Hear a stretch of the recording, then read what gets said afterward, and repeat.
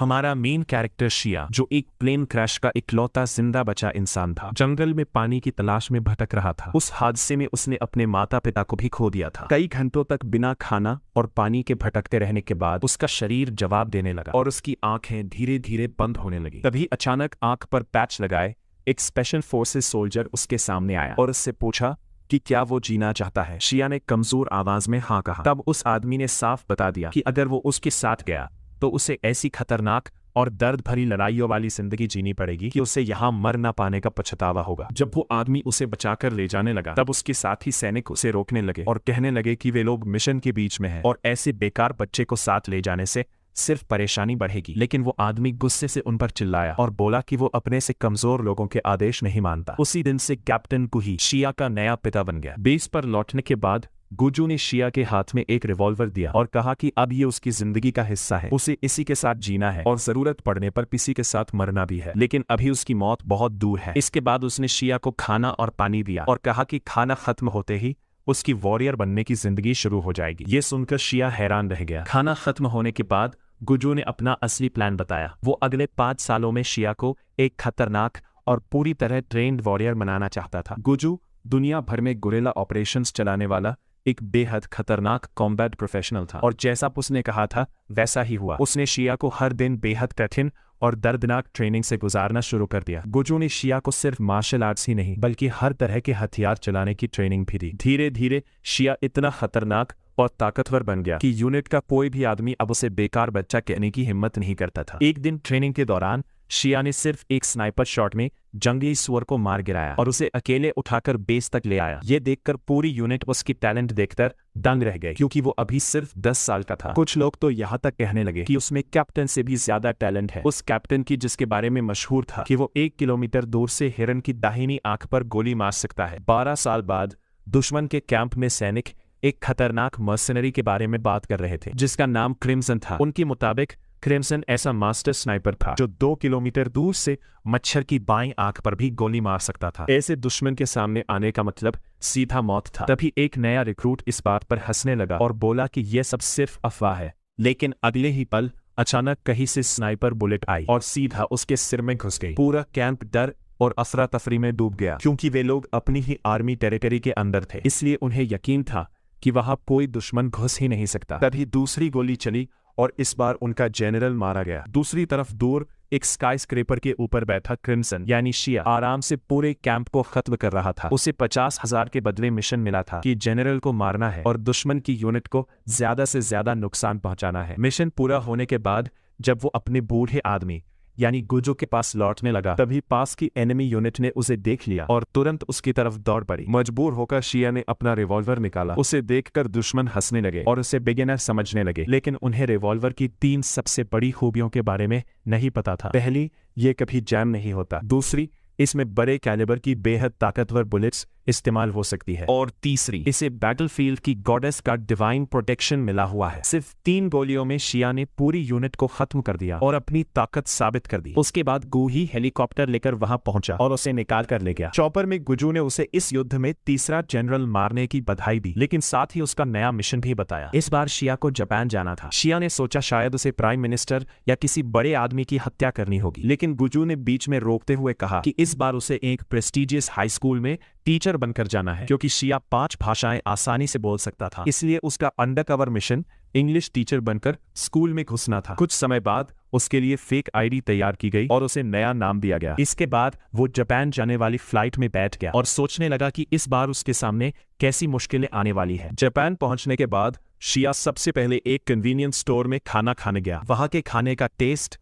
साफ पैकेजिंग और सबसे ज्यादा उसकी सस्ती कीमत देखकर वो काफी इम्प्रेस्ड हुआ। लेकिन जिस चीज ने उसका ध्यान सबसे ज्यादा खींचा वो था वहां का शांत माहौल। चारों तरफ लोग डेट पर जा रहे थे, पिकनिक मना रहे थे या बस खुशी से जिंदगी जी रहे थे। ये देखकर शिया सोचने लगा कि इतने शांत देश में आखिर उसका मिशन क्या हो सकता है। खाना खत्म करने के बाद वो उस सेफ हाउस में पहुंचा जो उसके लिए तैयार किया गया था। वो एक हाई क्लास रेजिडेंशियल एरिया में मौजूद स्काई स्क्रेपर के अपार्टमेंट में रखने वाला था। अपार्टमेंट स्कूल के भी काफी करीब था। अंदर घुसते ही शिया को कुछ अजीब महसूस हुआ, लेकिन फिर भी वो आराम से बैठ गया। तभी अचानक पीछे से एक आदमी नाइफ लेकर उस पर हमला करने दौड़ा, लेकिन अपनी शार्प सेंसेस की वजह से शिया पहले ही उसे पहचान चुका था। उसने तुरंत पानी की बोतल उठाकर उसकी आंखों की तरफ फेंकी ताकि उसका विजन डिस्टर्ब हो जाए और अगले ही पल उसके चेहरे पर जोरदार पंच मार दिया। आदमी हैरान रह गया। फिर भी उसने नाइफ से हमला करने की कोशिश की, लेकिन शिया ने आसानी से बचते हुए उसका नाइफ नीचे गिरा दिया। उसकी रॉ स्ट्रेंथ देखकर वो आदमी समझ गया कि उसके सामने खड़ा इंसान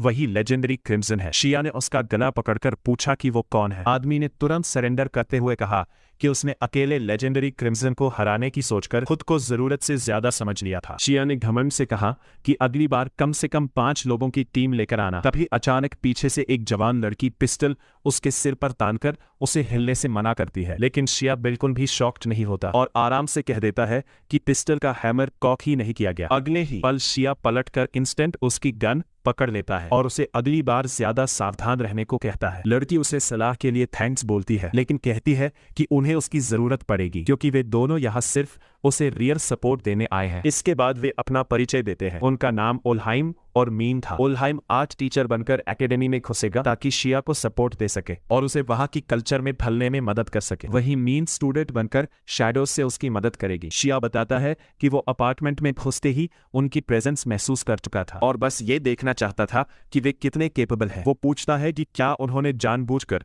इतना कमजोर अटैक किया था ताकि उससे टेस्ट कर सके, लेकिन दोनों का कॉन्फिडेंस टूट जाता है क्योंकि वे सच में पूरी ताकत लगा रहे थे। जब वे उससे पूछते हैं कि क्या उसके कोई सवाल है, तब शिया मीन से पूछता है कि वो टीनेजर कैसे लगेगी जबकि वो साफ तौर पर 20s में दिखती है। ये सुनकर वो गुस्से में आ जाती है। फिर वो समझाती है कि उसकी स्किन इतनी स्मूथ है कि जापानीज हाई स्कूल गर्ल्स के बीच वो अलग नहीं दिखेगी। ओल्हाइम बीच में बोल पड़ता है और मीन से कहता है कि वो खुद की इतनी तारीफ करना बंद करें। ये सुनते ही वो फिर से चिढ़ जाती है। इसके बाद दोनों शिया को मिशन की पूरी जानकारी देने लगते हैं। उनका असली लक्ष्य अकेडमी में घुसकर साकुरा को कुजो की सुरक्षा करना था, जो एक ग्लोबल मिलिट्री कॉरपोरेशन के प्रेसिडेंट की बेटी थी और उसी स्कूल में पढ़ती थी। ये कंपनी सीक्रेटली जापान की सबसे बड़ी मिलिट्री कॉरपोरेशंस में से एक थी, जो रॉकेट से लेकर बुलेट्स तक हर तरह के वॉर इक्विपमेंट बनाती थी। कहा जाता था कि ये कॉरपोरेशन पड़ोसी देशों का इस्तेमाल करके जापान के आर्म्स एक्सपोर्ट रूल से बच निकलती थी और जब तक ये हथियार सिर्फ पश्चिमी देशों तक सीमित थे तब तक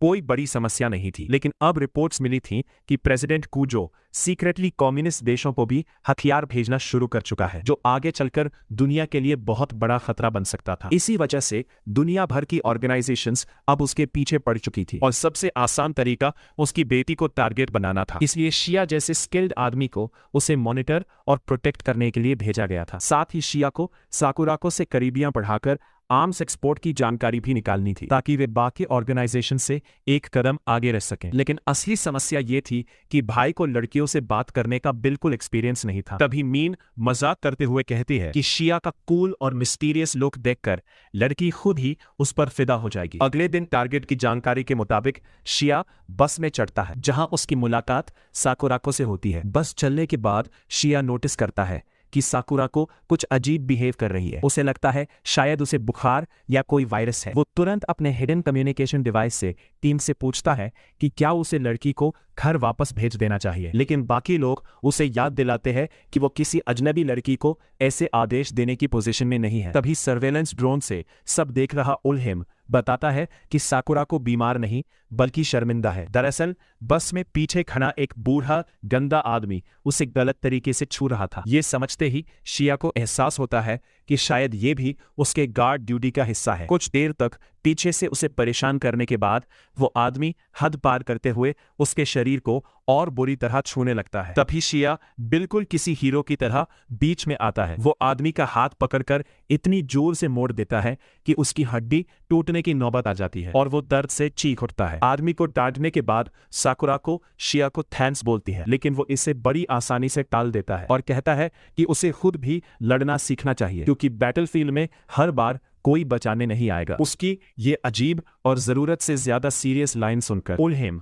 और मीम सोचने लगते हैं कि क्या शिया ने जिंदगी में कभी किसी लड़की से बात भी की है। थोड़ी देर बाद बस एक स्टॉप पर रुकती है और वो आदमी मौका देखकर भागने लगता है, लेकिन शिया उसे छोड़ने वाला नहीं था। वो उसके पीछे दौड़ पड़ता है और आखिरकार एक सुनसान गली में उसे पकड़ लेता है। खुद को घिरा देखकर आदमी अचानक स्टन गन निकालता है और शिया को धमकी देता है कि पास आया तो शॉक दे देगा। लेकिन इससे पहले कि वो कुछ समझ पाता, शिया उसकी कलाई पकड़कर एक ही सेकंड में उसे जमीन पर पटक देता है। इसके बाद वो उल्हेम से पुलिस बुलाने को कहता है। पहले तो उल्हेम मना करता है क्योंकि वे अंडरकवर मिशन पर थे, लेकिन जब शिया उसे याद दिलाता है कि वो एक असैसिन है तो आखिरकार वो मान जाता है। मामला खत्म करने के बाद शिया स्कूल पहुंचता है और रियलाइज करता है कि वो काफी देर कर चुका है। मोलेस्टर को पुलिस के हवाले करने के बाद उससे इतनी पूछताछ हुई कि उसके पास देर होने से बचने का कोई तरीका नहीं था। उल्हेम उसे तुरंत प्रिंसिपल से मिलने को कहता है, लेकिन ये सुनकर वो हैरान रह जाता है कि शिया को प्रिंसिपल का मतलब तक नहीं पता। गेरिल्लास के बीच बड़ा होने की वजह से उसने कभी स्कूल जैसी जगह देखी ही नहीं थी। तभी अपनी क्लास में बैठी मीन अपने कम्युनिकेशन डिवाइस से समझाती है कि स्कूल में प्रिंसिपल किसी कर्नल जैसा होता है। ये सुनते ही शिया समझ जाता है कि ये आदमी जरूर बहुत इंपॉर्टेंट होगा। वो तुरंत ऑफिस पहुंचकर खुद का इंट्रोडक्शन देने जाता है, लेकिन वहां पहुंचकर वो चौंक जाता है क्योंकि सामने वाला आदमी उसे किसी भी एंगल से कर्नल जैसा नहीं लगता। प्रिंसिपल उसे बड़े प्यार से वेलकम करता है और उसके हैंडसम लुक्स की तारीफ करने लगता है। दूसरी तरफ शिया ये समझने की कोशिश कर रहा था कि आखिर ये बूढ़ा किस तरह की स्किल्स में एक्सपर्ट होगा। तभी प्रिंसिपल अपने कोट की पॉकेट में हाथ डालता है। ये देखकर शिया तुरंत सबसे बुरा सोच लेता है और खुद भी अपनी गन की तरफ हाथ बढ़ा देता है। शुक्र है कि समय रहते उल्हाइम और मीन उसे रोक लेते हैं, वरना वहां बहुत बड़ा हंगामा हो जाता। प्रिंसिपल अपनी पॉकेट से आखिरकार एक जापानीज बिजनेस कार्ड निकालता है और उसे शिया की तरफ बढ़ा देता है। शिया पूरे सम्मान के साथ वो कार्ड लेता है, जबकि प्रिंसिपल खुद का ऑफिशियल इंट्रोडक्शन देता है। इसके बाद शिया भी अपना परिचय देता है और देर से आने के लिए माफी मांगता है, लेकिन प्रिंसिपल मुस्कुराते हुए कहता है कि उसे इसकी चिंता करने की जरूरत नहीं है। ये सुनकर शिया काफी हैरान हो जाता है क्योंकि मिलिट्री में इतनी बड़ी गलती करने पर सीधा कोर्ट मार्शल हो जाता। तभी बूढ़ा आदमी बताता है कि इसे पुलिस से पूरी घटना की रिपोर्ट मिल चुकी है और जिस तरह शिया ने उस लड़की की मदद की उससे वो काफी प्रभावित है, इसलिए वो उसकी बहादुरी की तारीफ करता है। इसके बाद वो शिया को क्लास 2B का असिस्टेंट होमरूम टीचर बना देता है, वही क्लास जिसमें साकुराको और मीन दोनों पढ़ती थीं। ऑफिस से बाहर निकलते समय शिया गलती से प्रिंसिपल को कर्नल कह देता है। ये सुनकर बूढ़ा आदमी पूरी तरह चौंक जाता है। क्लासरूम की तरफ जाते हुए उल्हाइम मजबूरी में एक बार फिर कंफर्म करता है कि शिया के पास सिर्फ उसका रिवॉल्वर ही है और कोई हथियार नहीं। आखिरकार जब शिया क्लास के दरवाजे तक पहुंचता है तब मीन उसे सीक्रेटली इंस्ट्रक्ट करती है कि अंदर जाकर टीचर की तरह बिहेव करे। इसके बाद शिया दरवाजा खोलता है और जिंदगी के शायद सबसे मुश्किल दुश्मन का सामना करने तैयार हो जाता है। स्टूडेंट्स जैसे ही वो क्लासरूम में कदम रखता है पूरा माहौल बदल जाता है। लड़कियां उसकी लुक्स और मिस्टीरियस ऑरा देखकर तुरंत उस पर फिदा होने लगती हैं, जबकि लड़के साफ निराश दिखते हैं क्योंकि उन्हें उम्मीद थी कि नई टीचर कोई खूबसूरत महिला होगी। लड़कियां बिना रुके उस पर सवालों की बारिश शुरू कर देती है। कोई उसका फेवरेट फूड पूछती है तो कोई ये जानना चाहती है कि उसे कैसी लड़कियां पसंद है। मीन को पहले से पता था कि शिया स्टूडेंट्स में पॉपुलर होगा, लेकिन उसने भी इतने बड़े रिएक्शन की उम्मीद नहीं की थी। सबसे अच्छी बात यह थी कि टारगेट यानी साकुराको भी उन्हीं लड़कियों में शामिल थी जो शिया पर फिदा हो रही थीं। ये देखकर मीन तुरंत हिडन कम्युनिकेशन डिवाइस से उसे कहती है कि इस सिचुएशन का फायदा उठाने का तरीका ढूंढे, लेकिन उससे पहले शिया को खुद का इंट्रोडक्शन देना था। वो शांत आवाज में स्टूडेंट्स के सामने खुद को असिस्टेंट होमरूम टीचर और नया इंग्लिश टीचर बताता है। साथ ही ये भी कहता है कि वो 5 अलग अलग लैंग्वेजेस बोल सकता है और जिसे सीखने में इंटरेस्ट हो वो ब्रेक टाइम में उससे मिल सकता है। जैसा उम्मीद था लड़कियां उसकी चाम में पूरी तरह खो जाती है और खुलकर बोलने लगती है कि उन्हें वो कितना पसंद आया। दूसरी तरफ क्लास का एक लड़का जो साकुराको को पसंद करता था उसे नए हैंडसम टीचर को देखकर ब्लश करते देख अंदर ही अंदर जलने लगता है। यहाँ तक कि होमरूम टीचर भी उसकी क्वालिफिकेशन से काफी इंप्रेस्ड दिखाई देती है। जब वो उससे हॉबीज के बारे में पूछती है तब शिया के दिमाग में स्नाइपिंग आता है, लेकिन वो समझ जाता है कि ये नहीं बोल सकता, इसलिए वो कैजुअली कहता है कि उसे वेट ट्रेनिंग पसंद है। ये सुनकर स्टूडेंट्स और भी ज्यादा एक्साइटेड हो जाते हैं, लेकिन क्लास का एक छोटा कद वाला लड़का गुस्से और जेलसी से जल उठता है क्योंकि उसने भी पहले क्लासमेट्स को बताया था कि उसे वेट ट्रेनिंग पसंद है, लेकिन सबने उसका मजाक उड़ाया था। अब वही लोग हैंडसम टीचर की बात सुनकर इम्प्रेस्ड हो रहे थे। ये बात उससे बर्दाश्त नहीं होती। वो कागज का बड़ा गोला बनाकर पूरी ताकत से शिया के सिर की तरफ फेंकता रहे ताकि उसकी कूल इमेज खराब हो जाए। लेकिन हैरानी की बात यह थी कि शिया पहले ही पीछे मुड़ चुका था और उसने पेपर को सिर छूने से पहले ही पकड़ लिया, फिर बिना रिएक्शन दिए कैजुअली उसे ट्रैश कैन में फेंक दिया। ये देखकर लड़कियां और ज्यादा इंप्रेस हो गईं। ब्रेक टाइम में स्कूल की लड़कियां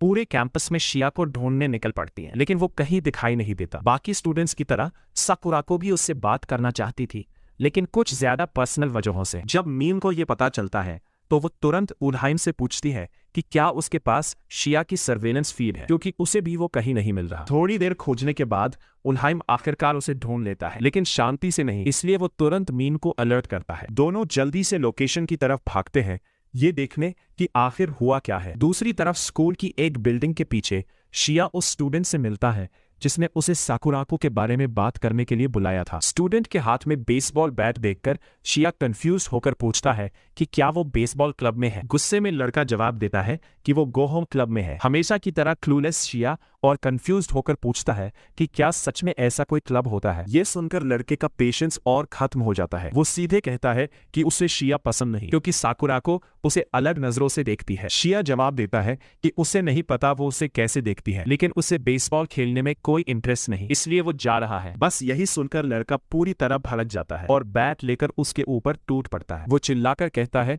कि वो शिया का सिर फोड़ देगा। पहला वार आते ही शिया आसानी से बच जाता है और कामली कहता है कि वो उसकी रेंज से बाहर है। लड़का और गुस्से में लगातार कई स्विंग्स करता है, लेकिन शिया हर बार बचते हुए उसे सही तरीके से बैट चलाने की लेक्चर देने लगता है। आखिरकार खेल खत्म करने का फैसला करते हुए वो लड़के के माथे पर हल्का सा पाम स्ट्राइक मारता है और वो तुरंत बेहोश हो जाता है। तभी उल्हाइम और मीन वहां पहुंचते हैं और ये देखकर शॉक्ड रह जाते हैं कि पहले दिन ही इतनी सारी प्रॉब्लम्स के बाद शिया ने एक स्टूडेंट को भी पीट दिया है। स्टूडेंट को हराने के बाद शिया उसे अपने कंधे पर उठाकर स्कूल इन्फर्मरी ले जाने लगता है। हॉलवे से गुजरते समय बाकी स्टूडेंट्स ये अजीब नजारा देखकर हैरान रह जाते हैं। कुछ लोग उस लड़के को क्लास 2B का डिलिंक्वेंट पहचान लेते हैं और मान लेते हैं कि वो फिर किसी मुसीबत में पड़ गया होगा। वहीं दूसरी तरफ लड़कियां सिर्फ यही सोच रही थी कि ये नया हैंडसम टीचर आखिर है कौन। उल्हाइम और मीन जो उसके साथ आए थे जल्दी से सिचुएशन संभालने की कोशिश करते हैं और बाकी स्टूडेंट्स से कहने लगते हैं कि डेलिंक्वेंट बस फिसलकर गिर गया था। जब वे लोग उसे स्कूल क्लिनिक में बेड पर लेटाते हैं तब मीन गुस्से में शिया से पूछती है कि क्या उसे अंदाजा है कि उसने उन्हें कितनी बड़ी मुसीबत में डाल दिया है, लेकिन शिया बिल्कुल कैजुअली जवाब देता है कि ये सिचुएशन उसे उस समय जैसी लग रही है जब उसने अपने बूढ़े आदमी को हराने की कोशिश की थी और खुद बुरी तरह पिट गया था। तभी दोनों को एहसास होता है कि शिया सामान्य जिंदगी से कितना दूर बढ़ा हुआ है। तभी अचानक हेल्थ अटेंडेंट और प्रिंसिपल तेजी से सांस लेते हुए क्लिनिक में पहुंच जाते हैं, क्योंकि कई स्टूडेंट्स ने घटना की शिकायत की थी और उन्हें खुद आकर चेक करना पड़ा। जबकि अटेंडेंट लड़के की हालत देखने लगता है तब प्रिंसिपल पूछता है कि आखिर हुआ क्या था। मीन तुरंत कहानी बनाते हुए बोलती है कि लड़का बनाना पील पर फिसल गया था और सिर जमीन पर लगने से बेहोश हो गया। वो आगे समझाती है कि शिया ने बस उसे उस हालत में देखा और अकेले उठाकर क्लिनिक तक ले आया, लेकिन तभी हेल्थ अटेंडेंट बीच में बोल पड़ता है कि चोट किसी मूवी वाले बनाना पील एक्सीडेंट जैसी बिल्कुल नहीं लग रही और वे लोग उसे बेवकूफ नहीं बना सकते। इसके बाद बूढ़ा आदमी अपना लंबा लेक्चर शुरू कर देता है कि वो 40 सालों से नर्स है और उसके पास कराटे का ब्लैक बेल्ट भी है। आखिर में वो कॉन्फिडेंटली कहता है कि लड़के को किसी ने पाम स्ट्राइक मारा है। फिर वो सीधा शिया की तरफ देखकर आरोप लगाता है, क्योंकि उसे देखकर लगता है कि उसे मार्शल आर्ट्स की नॉलेज है। प्रिंसिपल ये सुनकर पूरी तरह शॉक्ड रह जाता है, लेकिन फिर भी पेशेंटली इंतजार करता है कि शिया इसे डिनाई करेगा। दूसरी तरफ बूढ़ा अटेंडेंट लगातार दबाव डालते हुए कहता है कि स्टूडेंट के जागने से पहले उसे सच कबूल कर लेना चाहिए। हालत बिगड़ती देखकर मीन सीक्रेटली कम्युनिकेशन डिवाइस से शिया को वार्निंग देती है कि ये शांत रहने का समय नहीं है, क्योंकि सच बाहर आने पर वो सच में नौकरी से निकाला जा सकता है। लेकिन शिया बिल्कुल आराम से जवाब देता है कि पैनिक करने की जरूरत नहीं, क्योंकि उसे यकीन है कि मामला इतना बड़ा नहीं बनेगा और वैसे भी अगर उसे निकाल दिया गया तब भी वो टारगेट को प्रोटेक्ट कर सकता है। तभी अचानक बेहोश पड़ा स्टूडेंट चीखते हुए उठ जाता है और चेक करने लगता है कि वो अभी जिंदा है या नहीं। थोड़ी देर बाद वो समझ जाता है कि वो स्कूल क्लिनिक में है। अटेंडेंट तुरंत उससे पूछता है कि क्या शिया ने उसके साथ ये किया था। लड़का एक पल के लिए सोचता है कि सच बता दे, लेकिन फिर किसी वजह से चुप रहने का फैसला करता है। बूढ़ा आदमी उसकी चुप्पी को डर और इंटिमिडेशन समझ लेता है, इसलिए वो पुलिस को असॉल्ट केस रिपोर्ट करने के लिए फोन निकालता है। लेकिन सबको हैरान करते हुए लड़का उसे रोक देता है और कहता है कि उसे चोट गिरने से लगी थी, इसलिए बात को बढ़ाने की जरूरत नहीं। अटेंडेंट को साफ लगता है कि वो झूठ बोल रहा है, इसलिए वो और पूछताछ करने की कोशिश करता है, लेकिन डेलिंक्वेंट चिढ़कर उसे दांत रहित बूढ़ा कह देता है और अपने काम से काम रखने को बोलता है। जैसा उम्मीद था, बूढ़े आदमी का सारा गुस्सा असली घटना से हटकर उसकी बदतमीजी पर चला जाता है। क्लिनिक से बाहर निकलते समय डेलिंक्वेंट शिया के पास से गुजरते हुए धीरे से कहता है कि वो उससे इस बेइज्जती का बदला जरूर लेगा, लेकिन उसी लड़के के खराब बिहेवियर की वजह से पूरी टीम आराम से सिचुएशन क्लियर करके बिना किसी सजा के वहां से निकल जाती है। बाहर आते हुए शिया कैजुअली कहता है कि रेप्यूटेशन बचाने के मामले में डेलिंक्वेंट्स और मर्सनरीज काफी एक जैसे होते हैं। उसने गैम्बल इसी बात पर खेला था कि वो लड़का नहीं चाहेगा कि पूरे स्कूल में खबर फैले कि एक नए टीचर ने उसे आसानी से हरा दिया। ये सुनकर ओल्हाइम और मीन काफी इंप्रेस हो जाते हैं और मान लेते हैं कि शिया सच में कोई ऑर्डिनरी मर्सनरी नहीं है। इसके बाद टीम फिर से अपनी प्रिंसेस की प्रोटेक्शन ड्यूटी शुरू करने का फैसला करती है। रास्ते में मीन मजाक करते हुए उनकी मिशन टीम को मैरियो ब्रदर्स जैसी बताती है, लेकिन हमेशा की तरह शिया जोक समझ ही नहीं पाता। दूसरी तरफ एक सस्पिशियस स्टूडेंट दूर से सकुराको का पीछा कर रहा था और मन ही मन सोच रहा था कि अगर वो उसे पकड़ ले तो पूरी दुनिया उसकी हो जाएगी। थोड़ी देर बाद टीम सकुराको को स्कूल लॉकर रूम के पास शूज बदलते हुए देखती है और समझ जाती है कि वो घर जाने वाली है। तभी ओल्हाइम जापानीज कल्चर पर सवाल उठाता है कि जब स्कूल में क्लीनर्स मौजूद है तो स्टूडेंट्स को शूज बदलने की क्या जरूरत है, लेकिन मीन उसे इग्नोरेंट कहकर चिढ़ाने लगती है और दोनों फिर आपस में बहस शुरू कर देते हैं। इसी दौरान सकुराको बाहर जाने लगती है। तभी शिया अचानक कुछ अजीब नोटिस करता है और तुरंत ओल्हाइम और मीन को रुकने का इशारा देता है। वो बताता है कि जहां बाकी स्टूडेंट्स लॉकर रूम छोड़ चुके हैं वही एक लड़का अब भी वही खड़ा है और सबसे सस्पिशियस बात यह है कि वो सीधे सकुराको के शू लॉकर के पीछे खड़ा था। दूसरी तरफ वो क्रीपी स्टूडेंट लॉकर के नीचे छोटा सा पीप होल सेटअप कर रहा था ताकि बिना शक पैदा किए सकुराको की सीक्रेटली फोटोज ले सके। तभी अचानक वो उसके इंडोर शूज उठाकर ऐसे सूंघने लगता है जैसे उसकी जिंदगी उसी पर टिकी हो। ये देखकर शिया उसे रोकने की कोशिश करता है, लेकिन ओल्हाइम और मीन तुरंत सिचुएशन समझ जाते हैं और उससे कहते हैं कि उस लड़के को छोड़ दे। वे समझाते हैं कि वो बस एक परवर्ट है जिसे जापान में हेंटाई कहा जाता है। हालांकि ये शब्द अब पूरी दुनिया में मशहूर हो चुका था, फिर भी शिया को इसका मतलब बिल्कुल नहीं पता था। दूसरी तरफ वो अजीब लड़का शूज सूंघते हुए अपने दिमाग में अजीब फैंटेसी सोच रहा था जहां सकुराको एक स्ट्रिक्ट डोमिनेट्रिक्स की तरह थी और वो उसका सर्वेंट बना हुआ था। ओल्हाइम कंफ्यूज्ड खरे शिया को समझाता है कि दुनिया में कुछ ऐसे मेंटली खराब लोग भी होते हैं जो दूसरों की चीजें चुराकर उनके बारे में फैंटेसीज बनाते हैं, लेकिन असल में उनसे बात करने की हिम्मत तक नहीं रखते। लेकिन शिया इस बात पर यकीन करने को तैयार ही नहीं होता। उसे लगता है कि इतना अजीब इंसान जरूर किसी बड़े मोटिव के साथ काम कर रहा होगा, इसलिए वो खुद उससे इंटेरोगेशन करने का फैसला कर लेता है। जब शिया वहां से निकलता है तब मीन को चिंता होती है कि कहीं वो कुछ ज्यादा ना कर दे, लेकिन ओल्हाइम उसे रोकते हुए कहता है कि शिया को दुनिया समझने के लिए ऐसी चीजें खुद एक्सपीरियंस करनी जरूरी है। फिर वो मीन को साकुराको के पीछे जाने और उससे दोस्ती करने को कहता है ताकि आगे मिशन आसान हो सके। इसके बाद मीन वहां से निकल जाती है और ओल्हाइम शिया के पीछे जाता है ताकि मामला ज्यादा ना बिगड़े। दूसरी तरफ वो क्रीपी स्टूडेंट रास्ते में चलते हुए साकुराको की सीक्रेटली ली गई फोटोज देख रहा था। तभी अचानक पीछे से डिस्गाइज पहने शिया आता है और उसके सिर पर प्लास्टिक बैग डाल देता है। फिर उसे धमकी देता है कि अगर जिंदा रहना चाहता है तो चुपचाप कोऑपरेट करे। डरा हुआ लड़का तुरंत मान जाता है, इसलिए शिया उसे एक सुनसान वेयरहाउस में ले जाकर चेयर से बांध देता है। इसके बाद वो ब्रोकन ग्लास दिखाकर उससे पूछताछ शुरू करता है और पूछता है कि उसे किस ऑर्गेनाइजेशन ने हायर किया है, लेकिन लड़का पूरी तरह क्लूलेस दिखाई देता है। तब शिया दुनिया की कई सीक्रेट ऑर्गेनाइजेशंस के नाम गिनाने लगता है और पूछता है कि वो किस ग्रुप से है। वो लड़के को बताता है कि उसने ऐसी काउंटलेस ऑर्गेनाइजेशंस के एजेंट्स को मार डाला है और अगर उसने साकुराको को नुकसान पहुंचाने की कोशिश की तो उसका भी वही हाल होगा। डर से कांपता हुआ लड़का तुरंत कहता है कि उसका उसे नुकसान पहुंचाने का कोई इरादा नहीं था, लेकिन शिया फिर भी भरोसा नहीं करता। वो अक्यूज करता है कि लॉकर रूम में वहां साकुराको के शूज में पॉइजन या एक्सप्लोसिव कंपाउंड्स डालने की कोशिश कर रहा था, लेकिन लड़का रोते हुए समझाता है कि मॉडर्न जापान में आम लोगों को ऐसी चीजें मिल ही नहीं सकती। फिर भी शिया इंटेरोगेशन को अगले लेवल पर ले जाने का फैसला करता है। वो लड़के से कहता है कि अब वो उसकी गर्दन की स्किन काटेगा। अगर वो डर कर रिएक्ट करता है तो इसका मतलब वो साकुराको को टारगेट करने वाला एजेंट है, लेकिन अगर वो सह लेता है तो इसका मतलब उसके और भी खतरनाक इरादे हैं। ये सुनते ही पहले से डरा हुआ लड़का और पैनिक करने लगता है। तभी शिया फेक अटैक करता है और लड़का डर के मारे खुद पर पेशाब कर देता है और बेहोश हो जाता है। उसके रिएक्शन से शिया कंफर्म कर लेता है कि वो कोई एजेंट नहीं है। थोड़ी देर बाद ओल्हाइम वहां पहुंचता है और शुक्र मनाता है कि शिया ने सच में उस लड़के को चोट नहीं पहुंचाई। दोनों उस स्टूडेंट को बस स्टॉप पर छोड़ देते हैं ताकि होश आने के बाद वो खुद घर जा सके। इसके बाद वे फिर से साकुराको की प्रोटेक्शन ड्यूटी पर लौट जाते हैं। दूसरी तरफ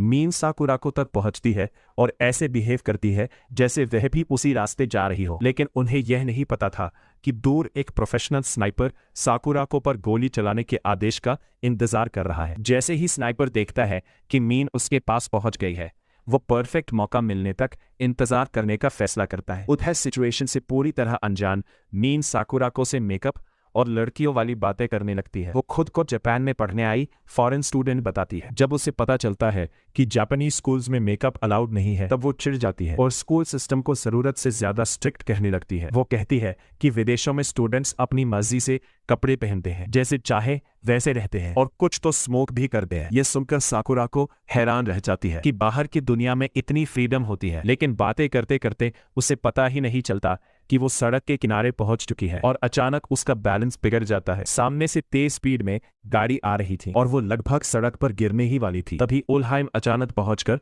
उसे बचा लेता है। हालांकि गाड़ी के पानी से उसका पूरा कपड़ा भीग जाता है, लेकिन उसे फर्क नहीं पड़ता क्योंकि साकुराको सुरक्षित थी। शॉक्ड साकुराको तुरंत उसे थैंक्स बोलती है और उसकी कपड़े खराब होने के लिए माफी मांगती है, लेकिन ओल्हाइम आंख मारते हुए कहता है कि वो तो एक प्रिंसेस है और प्रिंसेस को बचाना उसका फर्ज था। साकुराको जल्दी से कहती है कि वो कोई प्रिंसेस नहीं है, लेकिन ओल्हाइम ड्रामा करते हुए बोलता है कि क्रिएशन के 7 दिनों में भगवान ने सभी महिलाओं को प्रिंसेस बनाया है। फिर वो उसका हाथ पकड़कर किस करने की कोशिश करता है। तभी मीन, जो काफी देर से उसे साकुराको पर लाइन मारते देख रही थी, स्ट्रीट फाइटर की चुनली की तरह उसे जोरदार किक मारकर गिरा देती है। फिर गुस्से में कहती है कि जापान में किसी लड़की के हाथ को किस करना अलाउड नहीं है। इसके बाद दोनों फिर एक दूसरे के देशों और आदतों का मजाक उड़ाते हुए लड़ने लगते हैं। ये सब देखकर साकुराको हंस पड़ती है और कहती है कि वो दोनों भाई बहन की तरह लड़ते हैं। इसी बीच असैसिन्स आपस में क्वाइटली बात करते हैं और मीन को ओल्हाइम से पता चलता है कि कोई साकुराको को टारगेट करने की कोशिश कर रहा था। दूसरी तरफ रूफटॉप पर बैठा स्नाइपर फिर से साकुराको पर निशाना साधता है, लेकिन तभी अचानक शिया वहां पहुंचकर उसकी खोपड़ी उड़ा देता है। स्नाइपर वही खत्म हो जाता है और शिया सोचने लगता है कि आखिर ये लोग कौन हैं और क्या वे साकुराको को किडनैप करना चाहते हैं। उसी रात साकुराको के कमरे में उसकी मेड केन नोटिस करती है कि साकुराको बार बार गहरी सांसें ले रही है और किसी बात में खोई हुई है, इसलिए वो पूछती है कि आखिर बात क्या है। साकुराको तुरंत शर्म से घबरा जाती है, लेकिन केन उसे याद दिलाती है कि उसके पिता ने उसे नाम से बुलाने को कहा था। थोड़ी झिझक के बाद साकुराको ऐसा करती है और तब जाकर नाराज मेड शांत होती है। इसके बाद केन उसे याद दिलाती है कि उसे कुजो फैमिली की बेटी होने का गर्व कभी नहीं भूलना चाहिए, क्योंकि उनका परिवार हायान एरा से चला आ रहा एक नोबल परिवार है। डांट खाने के बाद साकुराको अचानक केन से पूछती है कि क्या वो कभी प्यार में पड़ी है। पहले तो केन समझ ही नहीं पाती कि वो क्या पूछ रही है, लेकिन जब उसे एहसास होता है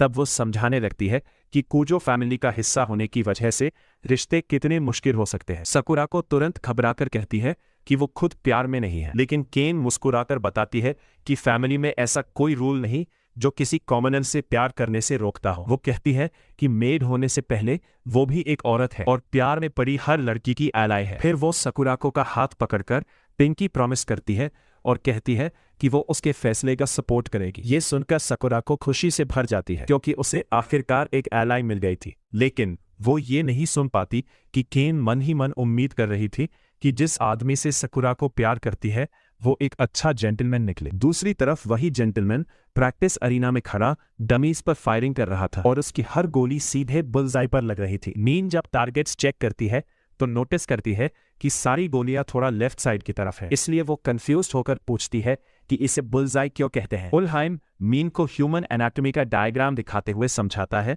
कि इंसान का दिल शरीर के लेफ्ट साइड में होता है। ये सुनकर मीन शर्मिंदा हो जाती है और उसे शो ऑफ करने वाला इंसान कहकर चिढ़ाने लगती है। इसके बाद ओल्हाइम शिया की तारीफ करते हुए कहता है कि उसकी शूटिंग स्किल इतनी खतरनाक है कि वो ओलंपिक्स में आराम से गोल्ड मेडल जीत सकता है, लेकिन शिया ओलंपिक्स को एमेच्योर कंपटीशन कहकर डिसमिस कर देता है और कहता है कि वो एक प्रोफेशनल है, इसलिए ऐसी जगह हिस्सा नहीं लेना चाहता। फिर वो ओल्हाइम से एनिमी ऑर्गेनाइजेशन की जानकारी मांगता है, लेकिन उसका ढीला रिस्पॉन्स देखकर शिया सीधे पूछ बैठता है कि आखिर ओल्हाइम का काम क्या है। तब ओल्हाइम खुद मान लेता है कि असली इंटेलिजेंस स्पेशलिस्ट तो मीन है। दोनों उसकी तरफ देखते हैं और जैसे ही उसे एहसास होता है कि उससे जवाब मांगा जा रहा है, वो बताती है कि उसने अपने सारे रिसोर्सेज इस्तेमाल कर लिए हैं। अभी तक ऑर्गेनाइजेशन के बारे में कोई सॉलिड लीड नहीं मिली। शिया सिचुएशन एनालाइज करते हुए कहता है कि जिस ग्रुप के पास स्नाइपर अरेंज करने की ताकत है वो कोई मामूली ऑर्गेनाइजेशन नहीं हो सकती। वो यह भी बताता है कि जिस स्नाइपर को उसने मारा था वो ट्रेन्ड सोल्जर था और उसके पास मौजूद स्नाइपर राइफल कोई ऐसी चीज नहीं थी जिसे कैजुअली जापान में लाया जा सके। फिर वो वेपन की फोटोज देखकर उसका नाम, मैन्युफैक्चरिंग ईयर और कंट्री तक पहचान लेता है। यह देखकर उलहाइम कहता है कि अगर इसमें ड्रैगोनोव राइफल शामिल है तो शायद उन्हें अंदाजा हो सकता है कि इसके पीछे कौन है। लेकिन मीन तुरंत एक्स निकालकर उसे इडियट कहती है और बोलती है कि कोई भी समझदार इंसान सड़क पर खून लगी कुल्हाड़ी लेकर नहीं घूमेगा। दोनों फिर बहस शुरू कर देते हैं। आखिरकार तीनों इस नतीजे पर पहुंचते हैं कि सिर्फ वेपन ओरिजिन से ऑर्गेनाइजेशन को ढूंढना इम्पॉसिबल है, इसलिए फिलहाल उन्हें सिर्फ एनिमी मूव्स पर रिएक्ट करना होगा। इसके बाद शिया सीसीटीवी फुटेज चालू करते हुए अपने असिस्टेंट से कहता है कि फिलहाल उनका काम सकुराको की सुरक्षा करना और लास्ट बॉस के कॉन्टैक्ट का इंतजार करना है। दोनों उसकी बात मान लेते हैं, लेकिन तभी उलहाइम की नजर सीसीटीवी में कपड़े बदलती हुई सकुराको पर पड़ जाती है और वो खुशी से स्क्रीन घूरने लगता है। लेकिन अगले ही पल टीवी बंद हो जाता है। पीछे मुड़कर देखने पर उसे मीन पिस्टल पकड़े खतरनाक नजरों से घूरती दिखाई देती है। उलहाइम जल्दी से उसे शांत करने की कोशिश करता है, लेकिन वो कहती है कि वो बस अपनी मार्क्समैनशिप प्रैक्टिस कर रही है। अगले ही पल गोलियां हवा चीरते हुए निकलती हैं और उलहाइम जान बचाकर इधर उधर भागने लगता है। उधर दोनों की लड़ाई के बीच शिया अपने अडॉप्टिव फादर के दिए हुए इस अजीब मिशन के बारे में सोचने लगता है। बाकी मिशंस की तरह इस बार कोई क्लियर ऑब्जेक्टिव नहीं था। पहले उसके सारे मिशन सिंपल होते थे, टारगेट खत्म करो और वापस आ जाओ। लेकिन इस बार सब कुछ धुंधला था। वो सोचने लगता है कि क्या सच में उसका काम सिर्फ सकुराको को प्रोटेक्ट करना है या इसके पीछे कुछ और बड़ा छिपा है। दूसरी तरफ कहीं और एक मिलिट्री स्क्वाड अपना सप्रेशन मिशन पूरा कर चुकी थी, जबकि बाकी सोल्जर्स जीत सेलिब्रेट कर रहे थे। तभी उनमें से एक क्यूरियस सैनिक बिल्डिंग के अंदर लास्ट बॉस को ढूंढने जाता है। वहां पहुंचकर वो हैरान रह जाता है क्योंकि बूढ़ा आदमी आसमान की तरफ देखता हुआ खोया हुआ था। सोल्जर उससे पूछता है कि वो क्या सोच रहा है। तब लास्ट बॉस कहता है कि वो यह सोच रहा था कि क्या वही रात का आसमान जापान तक भी फैला हुआ है। उसी रात शिया अपने अतीत का सपना देखता है, कैसे प्लेन क्रैश के बाद उसके अडॉप्टिव फादर ने उसे मौत के किनारे से उठाया था और कैसे ब्रूटल ट्रेनिंग देकर उसे एक परफेक्ट वॉरियर बनाया था। बड़ा होने तक शिया ने बैटलफील्ड में इतना खून बहाया कि लोग उसे क्रिम्सन कहने लगे। उस समय बैटलफील्ड पर क्रिम्सन की आग हर दुश्मन को जला देती थी, लेकिन अब उसे डर लगने लगा था कि कहीं वही आग एक दिन उसे खुद ही राख ना बना दे। अगली सुबह वो बिना कपड़ों के उठता है और हल्का वर्कआउट शुरू करता है, लेकिन तभी बदकिस्मती से उलहाइम बिना नॉक किए कमरे में घुस आता है और उसकी आंखों में ऐसा नजारा बस जाता है जिसे वो जिंदगी भर नहीं भूल पाएगा। घबराकर वो कहता है कि अब अपनी आंखें शुद्ध करने के लिए उसे कम से कम 6 अलग अलग लड़कियों के साथ डेट पर जाना पड़ेगा। जब शिया स्कूल के लिए तैयार होने लगता है तब वो उलहाइम से पूछता है कि क्या वो ऐसी मिशंस में अच्छा है। उलहाइम घमंड से कहता है कि वो तो ऐसा मिशन एक दिन में पूरा कर सकता है। फिर शिया पूछता है कि वो उसके कमरे में आया ही क्यों था। तब उलहाइम अचानक उससे चिपक जाता है और कहता है कि उसे उसकी चिंता हो रही थी। जापान की जिंदगी में जमीन आसमान का फर्क है। इसके बाद वो शिया को साथ में ब्रेकफास्ट करने के लिए कहता है ताकि वे स्कूल साथ जा सके। कुछ देर बाद दोनों स्कूल पहुंचते हैं। क्लासरूम में शिया स्टूडेंट्स को इंग्लिश नॉवेल पढ़कर सुना रहा था, लेकिन लड़कियां उसकी आवाज और लुक्स पर पूरी तरह फिदा हो चुकी थी। मीन नोटिस करती है कि सकुराको का चेहरा पूरा लाल हो चुका है, इसलिए वो उसे क्यूट कहकर चिढ़ाने लगती है। दूसरी तरफ हिडेकी नाम का एक लड़का शिया से चिढ़ने लगता है क्योंकि सारी लड़कियां उस पर मर रही थी। वो मन ही मन सोचता है कि उसे लुक्स नहीं बल्कि इंसान की प्योरिटी ज्यादा इंपॉर्टेंट लगती है और काश वह भी इतना पॉपुलर होता। उसी समय फ्यूज टीचर को घूरता रहता है जबकि सकुराको उसे एडमिरेशन से देखती रहती है। बाद में उसी दिन रेस्टरूम में हिडेकी फ्यूज के पास जाता है और उसके चेहरे का गुस्सा देखकर कहता है कि वो उसकी साइड पर है। फ्यूज कंफ्यूज होकर याद दिलाता है कि हिडेकी तो अकेला रहने वाला लड़का है। हिडेकी यह मान लेता है, लेकिन फिर अचानक अपने अमीर होने का घमंड दिखाने लगता है। फ्यूज यह मान लेता है कि हिडेकी सच में बहुत अमीर है। तब हिडेकी उससे आइडिया देता है कि अगर दोनों मिलकर काम करें तो वो पैसे देगा और फ्यूज शहर के सारे डिलिंक्वेंट्स बुलाकर शिया की पिटाई करवा सकता है। फ्यूज कुछ पल सोचता है और तुरंत इस प्लान को पसंद कर लेता है। दोनों हाथ मिलाकर अलायंस बना लेते हैं। इसके बाद फ्यूज पूरे शहर के डिलिंक्वेंट्स को कांटेक्ट करता है और जॉब के बदले पैसे देने का वादा करता है। ये सुनते ही अलग अलग गैंग्स अपनी बाइक्स और व्हीकल्स लेकर एक्साइटेड होकर वहां पहुंचने लगती हैं। अगले दिन जब सकुराको बस से उतरकर स्कूल की तरफ चलती है तब आसपास के स्टूडेंट्स हमेशा की तरह उसकी खूबसूरती देखकर उसे एडमायर करने लगते हैं। दूसरी तरफ स्कूल से थोड़ी दूर खड़ी एक बस के अंदर उलहेम और मीन अपने ड्रोन से सकुराको पर नजर रख रहे थे। वहां उलहेम उसकी ब्यूटी की तारीफ करता है और यहाँ तक कि मीन को भी स्टाइलिश तरीके से मानना पड़ता है कि सकुराको उससे ऊपर है। हालांकि वो ग्रामर घुमाकर खुद को उम्मीद देने की कोशिश करती है कि उसके पास अभी भी चांस है, लेकिन उलहेम उसका इल्यूजन तोड़ देता है और दोनों फिर लगभग लड़ने लगते हैं। तभी उल्हेम कंफ्यूज्ड होकर पूछता है कि सकुरा को इतनी केयरलेस क्यों रहती है, क्योंकि उसकी पोजीशन के हिसाब से उसे गार्ड्स के साथ चलना चाहिए, ना कि अकेले स्कूल आना चाहिए। इस पर मीन उसे याद दिलाती है कि इसी वजह से तो वे लोग हायर्ड है। लेकिन उल्हेम कहता है कि पावरफुल लोगों के साथ एनवॉयज और बॉडीगार्ड्स होते हैं। तब मीन समझाती है कि एटोरी स्कूल के रूल्स स्टूडेंट्स को व्हीकल से आने की अनुमति नहीं देते, वहां क्लासिज्म अलाउड नहीं है और हर सोशल क्लास के बच्चे साथ पढ़ते हैं। वो आगे बताती है कि स्कूल का मोटो इंडिपेंडेंस और सेल्फ रिलायंस है, लेकिन उल्हेम इसे अमीर बच्चों को कॉमन लोगों से सीख दिलाने का तरीका समझता है। फिर मीन बताती है कि सकुराको के पिता शुरू में चाहते थे कि उनकी बेटी यूनिवर्सिटी तक ऑल गर्ल्स स्कूल में पढ़े, लेकिन सकुराको ने खुद एटोरी ने आने की जिद की थी। ड्रोन से उसे देखते हुए उल्हेम कहता है कि वो सिर्फ चलकर ही आसपास के हर आदमी को अपनी तरफ खींच लेती है। तब मीन मजाक में कहती है कि यही हाल शिया का भी है। दोनों ड्रोन कैमरा से शिया को स्कूल की तरफ आते देखते हैं और नोटिस करते हैं कि लड़कियां फिर से उस पर फिदा हो रही है। उल्हेम दोनों पॉपुलर लोगों को देखते हुए कहता है कि अगर वे किसी दूसरे समय में पैदा हुए होते तो शायद किसी रॉयल कपल की तरह लगते। मीन आधी बात मान लेती है,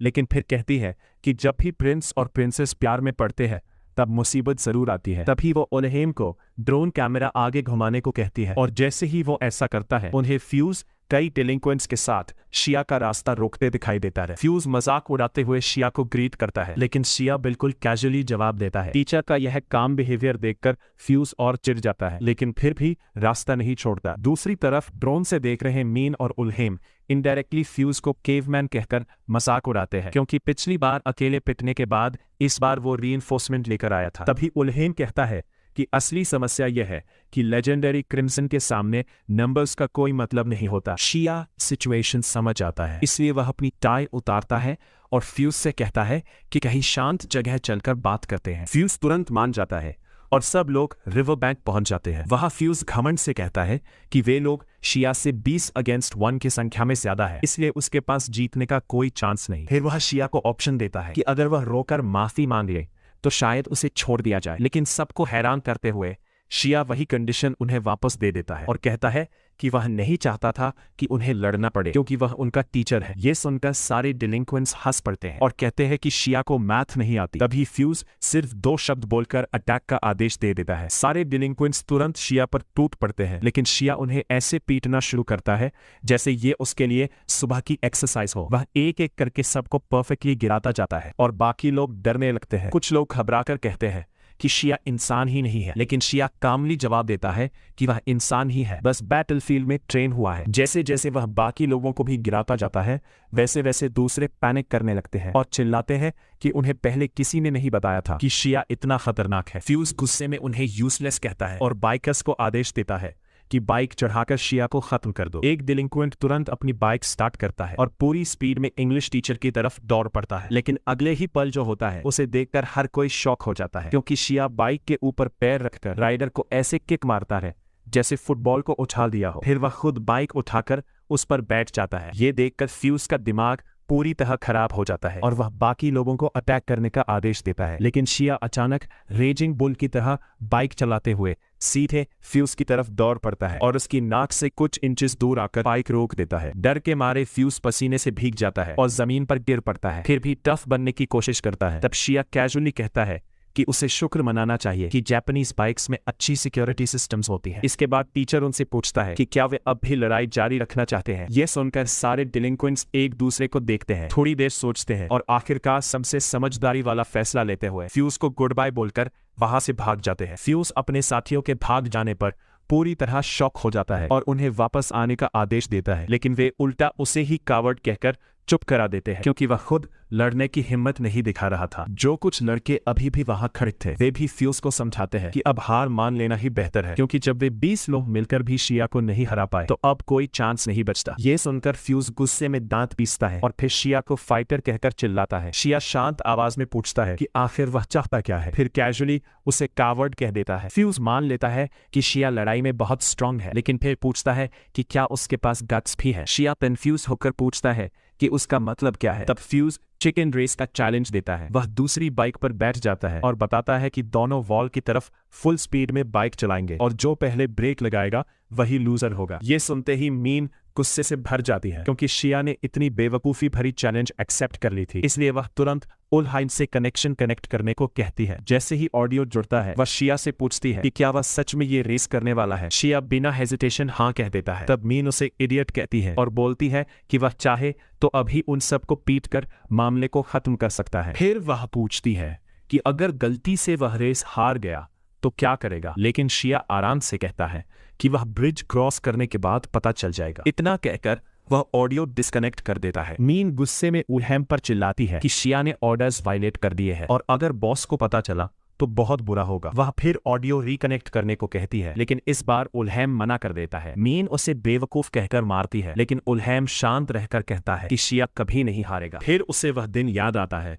जब फ्यूज ने शिया पर हमला किया था और बाद में शिया उसे खुद इन्फर्मरी तक उठाकर ले गया था। तब उलहैम ने पूछा था कि वह उस लड़के के साथ इतना अच्छा क्यों बिहेव कर रहा है। तब शिया ने साउथ अमेरिका के जंगल वाले दिनों की कहानी सुनाई थी। उसने बताया था कि उनकी यूनिट में एक बहुत छोटा लड़का शामिल हुआ था जिसे अपने परिवार को खाना खिलाने के लिए युद्ध में उतरना पड़ा। शिया और लास्ट बॉस ने उसकी उम्र कम होने के बावजूद उसे साथ रहने दिया क्योंकि उसके पास कोई और रास्ता नहीं था। धीरे धीरे शिया उस लड़के के करीब आ गया और उसे जापानीज सिखाने लगा, लेकिन जिस दिन उसने उसे जापानीज में गुड बाय कहना सिखाया उसके अगले ही दिन वह लड़का युद्ध में मारा गया। अब शिया फ्यूज की मदद इसलिए कर रहा था क्योंकि वह उसी मरे हुए लड़के की याद दिलाता था। रेस शुरू होने से पहले उलहैम देखता है कि फ्यूज के ट्रैश टॉक करने के बावजूद शिया मुस्कुरा रहा है और वह सोचता है कि शायद शिया मर्सनरी से ज्यादा टीचर बनने के लिए बना है। तभी वहां बारिश शुरू हो जाती है और दोनों अपनी बाइक्स रेव करने लगते हैं। रेफरी घोषणा करता है कि जैसे ही वह हवा में फेंका गया कैन जमीन पर गिरेगा, रेस शुरू हो जाएगी। मीन को इस रेस को लेकर बहुत बुरा फीलिंग आने लगता है, लेकिन उलहैम उसे शांत करते हुए कहता है कि आखिर शिया अब टीचर है। मीन उसकी बात काटते हुए कहती है कि वह अभी भी लेजेंडरी मर्सनरी ही है। फिर भी उलहैम शिया का सपोर्ट करता है और कहता है कि शायद वह एक लेजेंडरी टीचर भी बन सकता है। कुछ सेकंड्स बाद रेफरी कैन हवा में फेंकता है और उसके जमीन पर गिरते ही दोनों राइडर्स फुल स्पीड में निकल पड़ते हैं। शिया तुरंत फ्यूज को पीछे छोड़ देता है और वॉल की तरफ तेजी से बढ़ने लगता है। फ्यूज भी स्पीड बढ़ा देता है और उसके साथ ही डरने लगते हैं कि कहीं वह सच में मर ना जाए, लेकिन शिया बिल्कुल नहीं घबराता और वॉल करीब आने के बावजूद स्पीड कम नहीं करता। ये देखकर मीन पैनिक करने लगती है क्योंकि इतनी स्पीड में टकराने पर फ्यूज की मौत तय थी। दूसरी तरफ उलहैम फ्यूज की गट्स की तारीफ करता है, लेकिन मीन डरती है कि अगर फ्यूज मर गया तो शिया की टीचिंग करियर खत्म हो जाएगी। उलहैम फिर भी कॉन्फिडेंट रहता है और कहता है कि ऐसा तभी होगा जब शिया उस लड़के को छोड़ दे, लेकिन वह जानता था कि शिया ऐसा कभी नहीं करेगा। जैसे जैसे दोनों वॉल के करीब पहुंचते हैं, शिया फ्यूज की तरफ देखता है और समझ जाता है कि ये लड़का सिर्फ स्कूल में अपनी इज्जत बचाने के लिए सब कुछ दांव पर लगा रहा है। आखिरी पल में फ्यूज डर के मारे ब्रेक लगा देता है क्योंकि उसे अपनी मौत सामने दिखाई देने लगती है। उसी मोमेंट शिया बाइक से छलांग लगाकर उसे बचा लेता है। वह खुद मीट शील्ड बनकर फ्यूज को प्रोटेक्ट करता है, जबकि दोनों बाइक्स जोरदार धमाके के साथ वॉल में टकरा जाती हैं। इसके बाद शिया माथे पर चोट लगने के बावजूद उठता है और सबसे पहले चिंता से पूछता है कि फ्यूज ठीक है या नहीं। फ्यूज होश में आकर देखता है कि वह सुरक्षित है और समझ जाता है कि शिया ने उसे बचाया था। शिया उसे देखकर राहत की सांस लेता है और वहां से जाने लगता है, लेकिन पूरी तरह कंफ्यूज्ड फ्यूज पूछता है कि आखिर उसने उसे बचाया क्यों। उसे वही मरने के लिए छोड़ देना चाहिए था। तब शिया समझ जाता है कि फ्यूज की सारी हरकतों के पीछे उसकी अकेलापन है। फ्यूज दांत भींचते हुए कहता है कि उसे उसकी सिंपैथी नहीं चाहिए। फिर उससे अपना अतीत याद आता है जहां उसके पेरेंट्स ने कभी उसकी परवाह नहीं की और उसे हमेशा अकेले ही जीना पड़ा।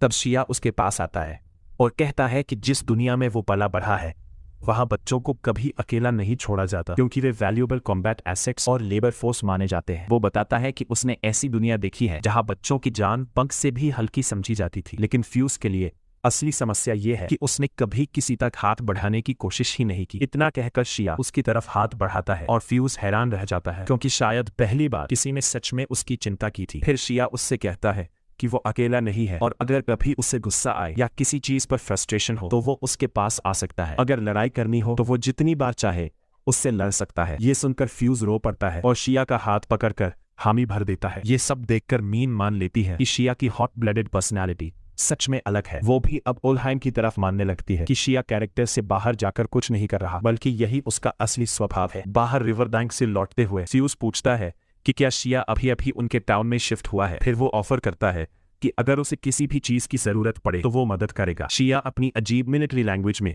जवाब देता है जिसे फ्यूज मुश्किल से समझ पाता है। दूसरी तरफ मीन रियलाइज करती है कि अब ऑर्गेनाइजेशन को शिया और फ्यूज की इस पूरी केओस को क्लीन अप करना पड़ेगा। और सबसे खराब बात यह थी कि ये जिम्मेदारी उसी के सिर आने वाली थी। जब दोनों वापस स्कूल की तरफ चल रहे थे तब दूर खड़ा हाइडेकी उन्हें घूरता है और फ्यूज को कावर्ड कहकर कोसने लगता है। फिर वो मन ही मन फैसला करता है कि अब वो किसी भी हालत में शिया को एकेडमी से निकलवा कर ही रहेगा। कुछ दिनों बाद हाइडेकी अपने कमरे में साकुराको की पोर्ट्रेट को गले लगाकर उसे किस करने की कोशिश कर रहा था। तभी अचानक उसके घर की मेड्स पहले से सूचना देने के बाद उसका कमरा साफ करने अंदर आ जाती है। हाइडेकी तुरंत घबराकर पोर्ट्रेट को ढक देता है और लगभग पकड़े जाने की शर्म से उसका चेहरा लाल हो जाता है। फिर वो गुस्से में उन औरतों पर चिल्लाने लगता है कि उसकी परमिशन के बिना कमरे में घुसने की हिम्मत कैसे हुई, यहाँ तक कि वो उन्हें नौकरी से निकलवाने की धमकी भी दे देता है। वो मेड्स को तुरंत कमरे से निकल जाने का आदेश देता है और उनके बाहर जाते ही वे घर के दूसरे हिस्सों की सफाई करते हुए आपस में बात करने लगती है कि अगर उन्होंने हाइडेकी का कमरा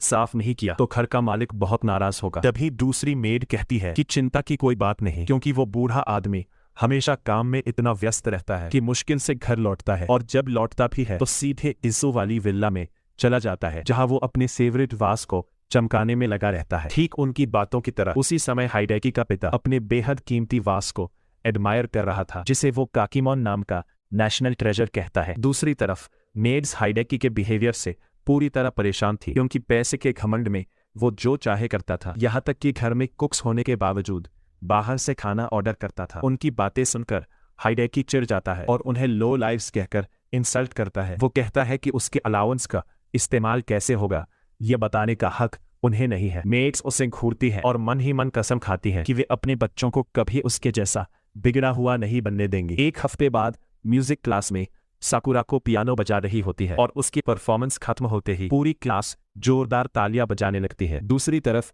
उल्हाइन और मीन हमेशा की तरह कंफर्म करते हैं कि साकुराको के आसपास सब नॉर्मल है। दोनों बात करते हैं कि स्नाउबर इंसिडेंट के बाद से सब कुछ काफी पीसफुल चल रहा है। तभी मीन क्यूरियस होकर पूछती है कि सुबह से शिया कहीं दिखाई क्यों नहीं दिया। तब उल्हाइन उसे बताता है कि प्रिंसिपल इस समय शिया की अच्छी खासी क्लास लगा रहा है। ये सुनते ही मीन तुरंत म्यूजिक रूम छोड़कर निकल जाती है, क्योंकि प्रिंसिपल ताजाकी ने शिया को बुलाया था। उधर प्रिंसिपल ऑफिस में ताजाकी शिया से कहता है कि उसके खिलाफ एक सीरियस मामला खड़ा हो गया है। शिया हमेशा की तरह प्रिंसिपल के सामने बिल्कुल रिजिड मिलिट्री अंदाज में बिहेव करता है, जैसे किसी कर्नल से बात कर रहा हो। वो सीधे पूछता है कि आखिर उसने किया क्या है। तब ताजाकी उसे रिवर बैंक वाली लड़ाई की फोटोज दिखाता है जिसमें वो डिलिंक्वेंट्स को पीटता नजर आ रहा था, लेकिन शिया आराम से कहता है कि वो तो बस उस दिन की एक्स्ट्रा करिकुलर लेसन की तस्वीरें हैं और उसे इसमें कोई प्रॉब्लम नहीं दिखती। तब ताजाकी बताता है कि ये फोटोज पीटीए में सर्कुलेट हो चुकी है। पीटीए का नाम सुनकर भी शिया क्लूलेस रहता है और उसे नेटो जैसा कोई एशियन ऑर्गेनाइजेशन समझ बैठता है, लेकिन प्रिंसिपल उसे समझाता है कि ये पेरेंट्स और टीचर्स एसोसिएशन है। फिर भी शिया ज्यादा सीरियस नहीं होता। तब ताजाकी उसे चेतावनी देता है कि पीटीए को हल्के में मत लो, क्योंकि इस समय उसकी पावर प्रिंसिपल से भी ज्यादा है। ये बात सुनकर शिया को ऐसा शॉक लगता है जैसे कैनन सीधा पास हो गया हो, क्योंकि जिस प्रिंसिपल का पावर है मानता था वही पीटीए के सामने पावरलेस निकला। इसके बाद ताजाकी उसे पीटीए प्रेसिडेंट मिसेस ओशीमा के बारे में बताता है, जो एक प्रेफेक्चरल असेंबली मेंबर की पत्नी है। डेमोक्रेसी वाले सिस्टम से जोड़कर शिया उनकी ताकत को समझने की कोशिश करता है। तभी ताजाकी उसे एक मिस्टीरियस लेटर दिखाता है जिसमें शिया को स्कूल से डिसमिस करने की मांग की गई थी, वरना उसकी स्टूडेंट्स के साथ फाइट्स वाली वीडियोस इंटरनेट पर लीक करने की धमकी दी गई थी। ये समझते ही कि मामला उसके मिशन को खतरे में डाल सकता है, शिया तुरंत इन्वेस्टिगेशन करने का फैसला करता है। वो यकीन से कहता है कि फ्यूज इतना बेवकूफ नहीं हो सकता कि खुद पीटीए के पास जाए, इसलिए जरूर कोई तीसरा आदमी था जिसने उस दिन उसे डिलिंक्वेंट्स इकट्ठा करने में मदद की थी। शिया उसी हिडन थर्ड पार्टी पर शक करता है और प्रिंसिपल को भरोसा दिलाता है कि वो इस मामले की जड़ तक पहुंच कर रहेगा। मीटिंग खत्म होने के बाद शिया अपने टीममेट से मिलता है और उन्हें सारी जानकारी देता है। तब तक साकुराको अपनी एक्स्ट्रा लेसन्स के लिए स्कूल से जल्दी निकल चुकी थी। थोड़ी ही देर बाद मिसेस ओशीमा स्कूल में पेपर सर्कुलेट करवाने लगती है जिनमें शिया के स्टूडेंट्स को पीटने वाली फोटोज थी। उसने उसकी आंखों पर ब्लैक मार्क लगा दिया था, जैसे इससे डेफर्मेशन रुक जाएगी। ये सब देखकर उल्हेम क्यूरियस होकर पूछता है कि इतनी टेंशन वाली सिचुएशन में भी शिया इतना रिलैक्स्ड क्यों दिख रहा है और आखिर वो इस प्रॉब्लम को सॉल्व कैसे करेगा। दूसरी तरफ मीन सिचुएशन को ज्यादा सीरियस मानती है, इसलिए वो सीधे शिया से पूछती है कि पीटीए के खिलाफ उसका एक्चुअल प्लान क्या है। पूरी तरह क्लूलेस शिया पीटीए को नेटो का स्कूल वर्जन कह देता है, लेकिन उसके टीममेट्स तुरंत समझ जाते हैं कि उसे अब तक ये भी नहीं पता कि पीटीए असल में होता क्या है। तब ओल्हेम उसे समझाता है कि पीटीए एक ऑडिटिंग बॉडी है जो स्कूल के रूल्स और ऑर्डर पर नजर रखती है। ये सुनते ही शिया आराम से कहता है कि फिर तो कोई प्रॉब्लम ही नहीं, क्योंकि वो खुद भी ऑर्डर ठीक करने वाली साइड में है। ओल्हेम कंफ्यूज होकर उससे एक्सप्लेनेशन मांगता है। तब शिया पूरी सीरियसनेस के साथ कहता है कि वो तो बस बच्चों को एजुकेशनल गाइडेंस दे रहा था, लेकिन मीन उसकी बात से पूरी तरह सहमत नहीं होती और याद दिलाती है कि उस गाइडेंस में काफी लोग घायल भी हुए थे। वो कहती है कि ये कोई हॉट ब्लडेड टीचर ड्रामा नहीं है और अब दुनिया वैसी नहीं रही। तभी ओल्हेम मजाक में कहता है कि फिर उन्हें शिया का एरा खुद बनाना पड़ेगा। दोनों इसी तरह बहस करते रहते हैं। तभी ओल्हेम पूछता है कि क्या उसे उस पूरे इंसिडेंट के पीछे वाले आदमी की जानकारी मिल गई। मीन हल्की मुस्कान के साथ कहती है कि उसने कल्प्रिट ढूंढ लिया है। फिर वो उन्हें हिडेकी मोगी की फोटोज दिखाती है, जो एक अमीर बिगड़ा लड़का था और जिसने पूरा सेटअप करके शिया को फंसाने के लिए वीडियो तक रिकॉर्ड की थी। ओल्हेम पूछता है कि आखिर हिडेकी का मोटिव क्या था। तब मीन बताती है कि हिडेकी को सकुराको पर क्रश है, इसलिए वो नेचुरली शिया से नफरत करने लगा, क्योंकि स्कूल की सारी लड़कियां उसी पर फिदा थी। ये सुनकर ओल्हेम सिचुएशन को ट्रबलसम बताता है, क्योंकि हिडेकी को सामान्य डिलिंक्वेंट्स की तरह पीट कर सीधा नहीं किया जा सकता था, वरना वो और ज्यादा दुश्मनी पाल लेता। मीन उसकी बात मानते हुए कहती है